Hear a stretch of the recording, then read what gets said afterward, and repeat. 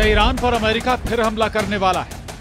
ये सिर्फ सवाल नहीं, क्योंकि अब जो खबरें आ रही हैं वो इस बात की तस्दीक कर रही हैं कि ईरान के खिलाफ कुछ बड़ा होने वाला है। ट्रंप ने भी कह दिया है कि ईरान पर वो दोबारा हमला कर सकता है। क्या इस बार ट्रंप इजराइल के साथ मिलकर ईरान के सबसे बड़े पावर सेंटर पर हमला करने जा रहे हैं? व्हाइट हाउस से आया ऑर्डर, ईरान पर फिर फटेगा बंकर बस्टर। ईरान के एक एक न्यूक्लियर ठिकाने को बर्बाद करेगा अमेरिका। ट्रंप ने तय कर ली है खामेनेई से बदला लेने की नई तारीख। खामेनेई की ब्रिगेड को चुन चुन कर मारेंगे अमेरिकी हथियार। अब से कुछ दिन पहले महायुद्ध का जो भीषण तूफान ईरान से उठा था वो अब फिर लौटने वाला है, क्योंकि अमेरिकी राष्ट्रपति डोनाल्ड ट्रंप के एक सोशल मीडिया पोस्ट ने बड़ी हलचल मचा दी है। ट्रंप का ये सोशल मीडिया पोस्ट भले ही कुछ शब्दों का है, लेकिन इसके नतीजे बहुत भयानक हो सकते हैं, क्योंकि ट्रंप ने सौगंध खाई है कि अगर जरूरत पड़ी तो ईरान पर दोबारा हमला होगा।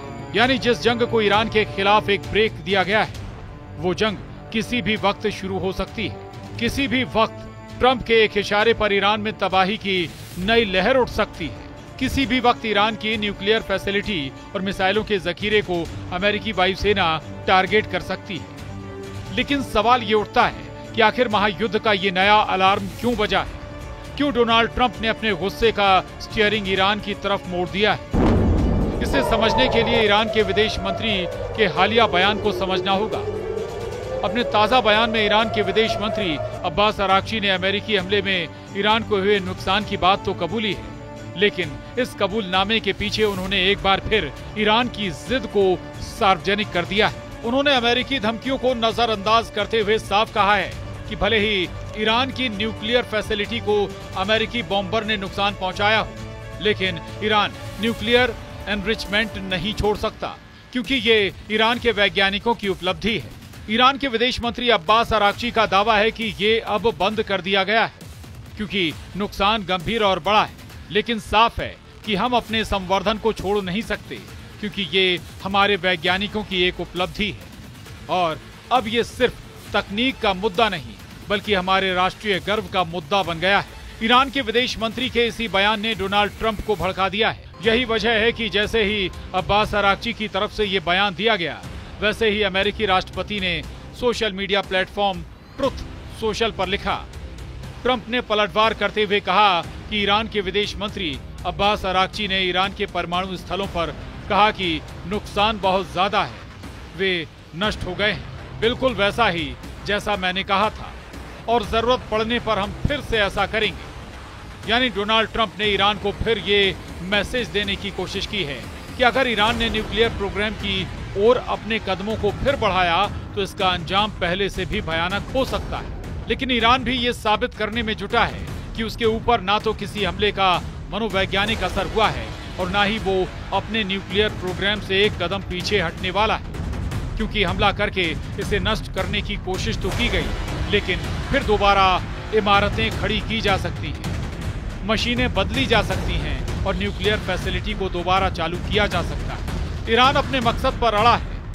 वो यही मैसेज देने की कोशिश कर रहा है कि दुनिया की कोई ताकत उसे यूरेनियम एनरिचमेंट प्रोग्राम को आगे बढ़ाने से नहीं रोक सकती। लेकिन किसी भी संभावित खतरे को भांपते हुए ईरान ये भी कह रहा है कि उसका न्यूक्लियर प्रोग्राम शांति के लिए है। साथ ही ईरान अमेरिका को ये भी भरोसा दिलाने की कोशिश कर रहा है कि वो न्यूक्लियर हथियार बनाने की दिशा में अपने कदम नहीं बढ़ाएगा, लेकिन इसके बदले ईरान पर लगे प्रतिबंधों को हटाने की मांग जरूर की जा रही है। ईरान के विदेश मंत्री ने ये बातें फॉक्स न्यूज की special report with Bret Baier नाम के कार्यक्रम में कही हैं। यानी ईरान अपनी बात और मकसद सीधे व्हाइट हाउस तक पहुंचाना चाहता है। इस दौरान ईरान के विदेश मंत्री ने यह भी स्पष्ट किया कि ईरान के सुप्रीम लीडर अयतुल्लाह खामेनेई जिस डेथ टू अमेरिका जैसे नारे का जिक्र करते हैं, उसका मतलब है अमेरिका की वर्चस्ववादी नीतियों का अंत, न कि अमेरिकी जनता के खिलाफ नफरत। ईरान अपनी बातों के जरिए कई तरह के संदेश देना चाहता है। पहला ये कि वो किसी भी दबाव में नहीं आने वाला। दूसरा ये कि ईरान के सुप्रीम लीडर नहीं झुकने वाले। तीसरा ये कि ईरान अपने परमाणु कार्यक्रम पर आगे बढ़ता रहेगा। चौथा ये कि न्यूक्लियर एनरिचमेंट ईरान की अपनी उपलब्धि है। पांचवा ये कि उसका न्यूक्लियर प्रोग्राम शांति के लिए है। और छठा ये कि पश्चिमी देशों को ईरान पर लगी पाबंदियां हटानी चाहिए। लेकिन इजरायल और अमेरिका जैसे देश किसी भी कीमत पर ये नहीं चाहते कि ईरान परमाणु शक्ति बने, क्योंकि ईरान के हाथों में न्यूक्लियर हथियारों को बहुत बड़ा खतरा माना जा रहा है और ट्रंप इस खतरे का जिक्र पहले भी करते आए हैं। उधर अमेरिकी राष्ट्रपति का दावा है कि वो 25 सालों से कह रहे हैं कि एक नागरिक होने के नाते भी आप उन्हें परमाणु हथियार नहीं रखने दे सकते, और यही हुआ। इसे नष्ट कर दिया गया है। उन्हें फिर से शुरू करने में कई साल लगेंगे और मुझे सचमुच लगता है कि ये शायद आखिरी चीज है। उन्हें एक भयानक युद्ध से उबरना है। मेरा मानना है कि फोर्डो साइट पूरी तरह से तबाह हो गई थी। उनको वहां से कुछ भी बाहर निकालने का मौका नहीं मिला, क्योंकि हमने तेजी से काम किया। अगर हम 2 सप्ताह में हमला करते तो शायद वो ऐसा कर लेते, लेकिन इस तरह के सामान को हटाना बहुत मुश्किल है और खतरनाक है। उन्हें पता था कि हम आ रहे हैं। दुनिया 13 जून 2025 का वो दिन नहीं भूल सकती जब इजरायल की तरफ से ईरान पर हमला किया गया था। ईरान के न्यूक्लियर ठिकानों और खामनेई के कासम खास वैज्ञानिकों को टारगेट करके इजरायल ने ईरान पर ये हमले किए थे।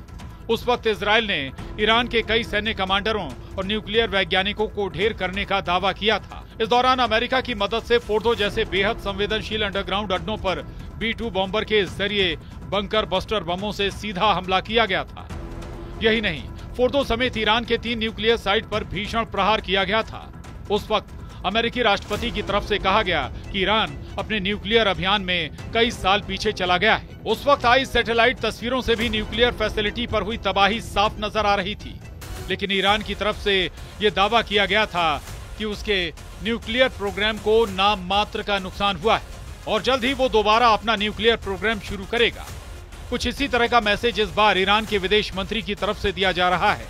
लेकिन एक बात यह भी है कि ईरान अब तक जो सब कुछ कबूल नहीं कर रहा था, उस तबाही का भी सच अब्बास अराक्ची ने कबूल कर लिया है, और वो ये कि अमेरिका ने जहां जहां हमले किए वहां ईरान को जबरदस्त नुकसान पहुंचा है। ईरान के खिलाफ जिस जंग में अमेरिका कूदा है, उस जंग को इजरायल की तरफ से शुरू किया गया है, और अब जब एक बार फिर एक नई जंग को हवा मिल रही है, तब ईरान की तरफ से आई एक खबर ने दुनिया में साइबर सनसनी फैला दी है, क्योंकि ये खबर उन्हीं 12 दिनों की जंग से जुड़ी है जिन 12 दिनों में इजरायल और अमेरिका ने ईरान के ऊपर हमले किए थे। इस नई खबर के मुताबिक ईरान और इजरायल के बीच 12 दिन की जंग से एक नया मोर्चा खोला गया, और ये मोर्चा था साइबर वॉर का। ईरान के सूचना और संचार प्रौद्योगिकी मंत्रालय के मुताबिक इन 12 दिनों में देश पर 20,000 से ज्यादा साइबर हमले हुए, और ये हमले बाहर से किए जा रहे थे। इन साइबर हमलों में पेट्रोल पंप, अस्पताल,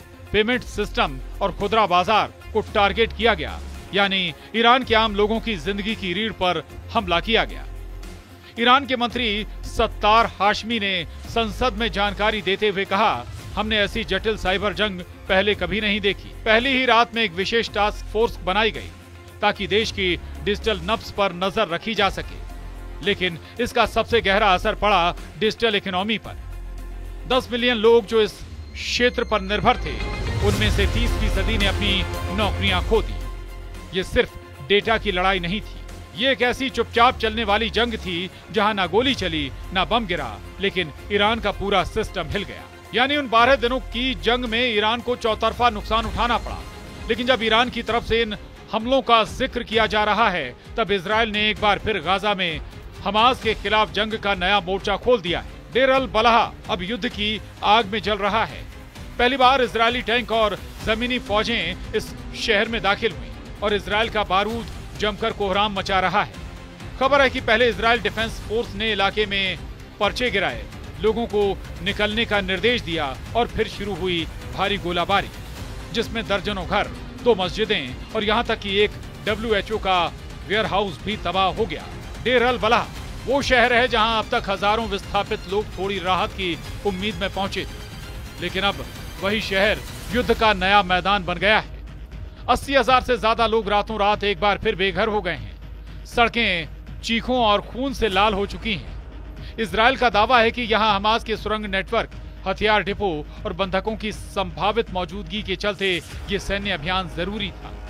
लेकिन सवाल ये उठ रहा है, क्या बचे हुए 50 बंधकों को बचाने की कोशिश में 20 लाख बेकसूरों की जान को इजरायल ने खतरे में डाल दिया है?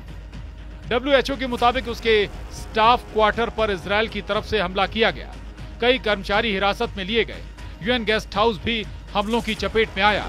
हालात ऐसे बन चुके हैं कि 2.3 करोड़ की आबादी वाले गाजा में अब सिर्फ 12% हिस्सा ऐसा है जहां लोग सिर छुपा सकते हैं। बाकी 88% इलाका या तो खाली करवाया जा चुका है या सेना के कब्जे में। इस हमले से ठीक एक दिन पहले 73 फिलिस्तीनी उस वक्त मारे गए जब वे राशन की लाइन में खड़े थे। खौफ इस कदर है कि लोग अब खाने का सामान लेने से भी डरते हैं। राहत एजेंसियां लाचार हैं और बच्चों के शव मलबों से निकाले जा रहे हैं।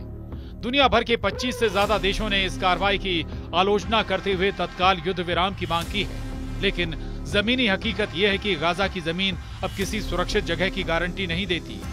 डेल अल बलाह अब सिर्फ एक शहर नहीं, एक प्रतीक बन चुका है उस युद्ध का जो बेगुनाह आम लोगों के सीने पर लड़ा जा रहा है।